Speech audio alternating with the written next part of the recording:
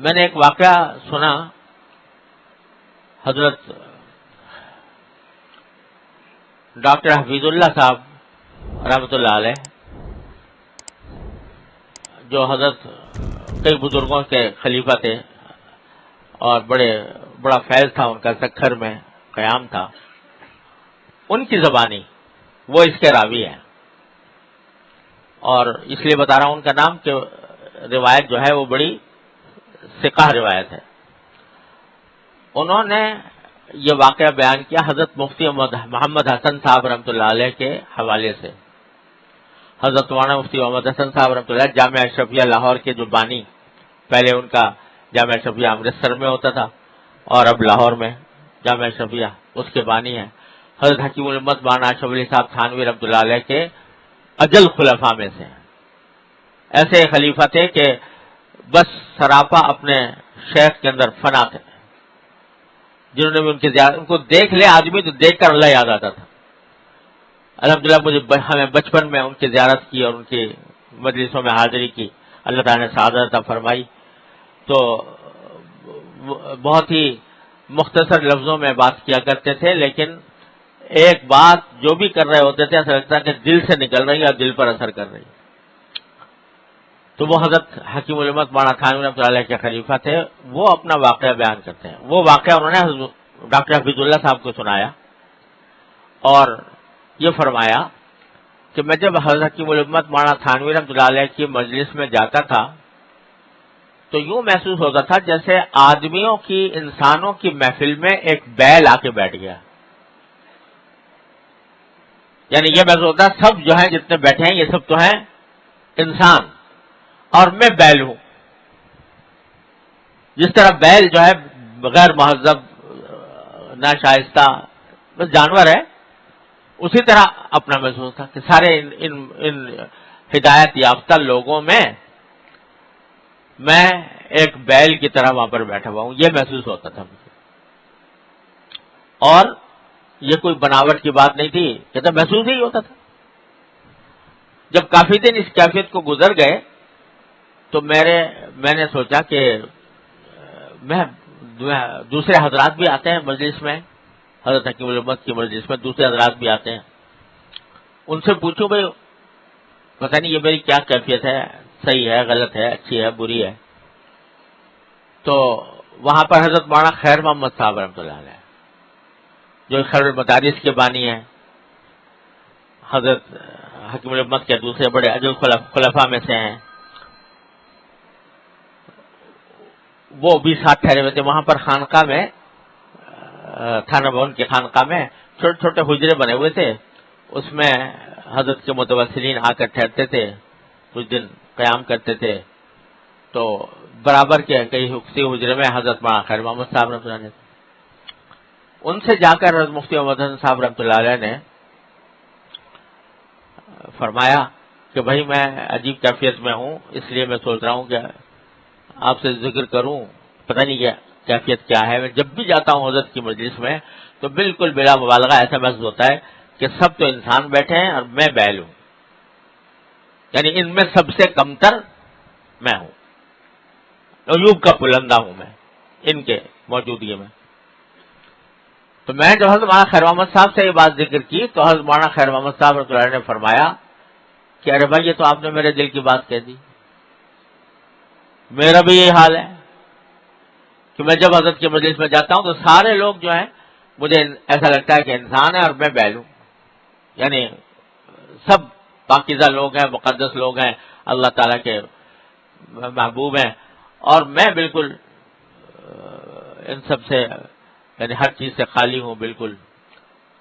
تو مجھے بھی ایسا محسوس ہوتا ہے۔ تو جب دونوں کو یہ حالت معلوم ہوئی تو انہوں نے سوچا کہ ہم جا کے اپنے شیخ سے ذکر کریں یہ کیفیت۔ تو حضرت حکیم الامت صلی اللہ تعالیٰ سرہ کے پاس گئے دونوں، اور دونوں نے اپنی کیفیت ذکر کی کہ حضرت جب ہم مجلس میں بیٹھتے ہیں تو ایسا لگتا ہے کہ یہ سب انسان ہیں، پاکیزہ لوگ ہیں، اور ہم بیل ہیں۔ تو حضرت نے کچھ دیر سنی بات اور فرمایا میں کیا بتاؤں تمہیں، خود میری اپنی کیفیت یہی ہوتی ہے، خود میری اپنی کیفیت بھی یہی ہوتی ہے کہ مجلس میں بیٹھا ہوتا ہوں تو سب مجھے اپنے سے افضل نظر آتے ہیں، سب مجھے اپنے سے بہتر نظر آتے ہیں۔ کون کہہ رہا ہے؟ یہ شیخ جس سے اصلاح کرانے کے لیے یہ مجمع جمع ہے، وہ کہہ رہا ہے کہ مجھے سب اپنے سے افضل نظر آتے ہیں۔ حضرت فرماتے تھے کہ میں بعض اوقات جب اپنے متوسلین میں سے کسی کو کوئی تنبیہ کرتا ہوں، بعض اوقات ڈانٹتے بھی تھے حضرت اپنے متوسلین کو کسی ان کی غلطی پر، تو فرماتے تھے الحمدللہ کبھی اس میں تخلف نہیں ہوتا کہ ایک طرف میں یہ تصور کرتا ہوں کہ میں ڈانٹ تو رہا ہوں، اس لیے ڈانٹ رہا ہوں کہ میرا فرض ہے کہ میں اس کی تادیب کروں، اس فرض کو انجام دینے کے لیے ڈانٹ رہا ہوں، لیکن میری مثال ایسی ہے جیسے کوئی جلاد کسی شہزادے کو سزا دے رہا ہو۔ فرمایا میں اپنی حیثیت یہ سمجھتا ہوں کہ جیسے جلاد ہے، فرض کرو ایک بادشاہ ہے، اس نے جلاد جانتے ہو نہیں جو کوڑے لگایا کرتے تھے پہلے بادشاہوں کے زمانے میں، تو وہ جلاد جو ہے وہ ایک ادنا درجے کا آدمی ہوتا ہے اور اس کی سپرد یہ خدمت ہے کہ جب بادشاہ کہے تو فلاں کو کوڑے لگا دے تو لگا دے، لیکن اگر بادشاہ نے کہا کہ میرے شہزادے کو اس سے غلطی کی ہے اس کو کوڑے لگاؤ، تو جلاد کیا کرے گا؟ اس کو لگائے گا، اس لیے کا حکم ہے۔ لیکن جس وقت لگا رہا ہوتا ہے کوڑے اس وقت بھی جانتا ہے کہ یہ شہزادہ ہے، میں جلاد ہوں، اس کا مرتبہ اعلیٰ ہے اور میں ادنا درجے کا آدمی ہوں، لیکن چونکہ میرے اوپر حکم ہے کہ اس کو کوڑے لگاؤ، اس واسطے میں کوڑے لگا رہا ہوں۔ تو اگر میں اپنے کسی شاگرد کو، اپنے کسی مرید کو، اپنے کسی تعلق والے کو جو میرے زیر تربیت ہو، اگر میں ڈانٹتا بھی ہوں تو یہ دل میں تصور کر کے ڈانٹتا ہوں کہ یہ شہزادہ ہے، میں جلاد ہوں، یعنی اللہ تعالیٰ کے ہاں انشاءاللہ اس کا درجہ بلند ہوگا، میں چونکہ مجھے حکم ہے اس واسطے میں یہ کام کر رہا ہوں، تو اس کو اس وقت بھی اپنے سے افضل سمجھ رہا ہوتا ہوں۔ ایک تو یہ کرتا ہوں ڈانٹتے وقت کسی کو، اور دوسرے ساتھ ساتھ دل میں اللہ تبارک و تعالیٰ سے یہ دعا کرتا رہتا ہوں کہ اللہ جس طرح میں اس کا مواخذہ کر رہا ہوں، اللہ اس طرح میرا مواخذہ آپ نہ فرمائیے گا، اللہ میری اس طرح گرفت نہ فرمائیے گا۔ ایک طرف یہ تصور ہے دل میں کہ یہ افضل تھا، محض اللہ تعالیٰ کے حکم کی تعمیل میں اس کے ساتھ اس کو تنبیہ کر رہا ہوں، ایک طرف تو یہ دل میں، اور دوسری طرف یہ بات کہ یا اللہ میں ایک فریضہ ادا کرنے کے لیے یہ کام کر رہا ہوں، آپ میرے لیے آپ میرا مواخذہ اس طرح نہ فرمائیے گا آخرت میں۔ یہ بات کیوں؟ کیا جھوٹ بول رہے تھے؟ کیا جھوٹ بول رہے تھے کہ میں اپنے آپ کو دوسرے لوگوں کو سب کو افضل سمجھتا ہوں اپنے سے؟ ظاہر جھوٹ کیوں بولیں گے؟ اور مجھے ایسا یاد پڑتا ہے کہ ایک مرتبہ حضرت ہی کے خلفاء میں سے کسی نے ذکر کیا تھا، مجھے یاد نہیں کس نے، کہ شاید یہ بات حضرت نے ایک ایسے موقع پر فرمائی تھی جب روزے سے تھے، مسجد میں تھے، تو یہ فرمایا کہ میں روزے سے ہوں، مسجد میں ہوں، اور